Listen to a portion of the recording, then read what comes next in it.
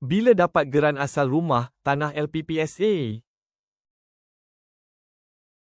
Siapa pegang geran asal? Ramai pembeli tidak tahu, geran asal tidak akan diserah terus kepada pembeli walaupun telah selesai urusan jual beli. Geran asal hartanah akan diserah kepada pihak LPPSA sebagai cagaran pinjaman.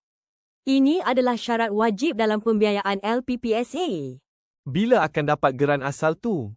Pembeli hanya akan dapat semula geran asal selepas keseluruhan pinjaman LPPSA dilunaskan, biasanya selepas 25 atau 30 tahun tempoh pinjaman.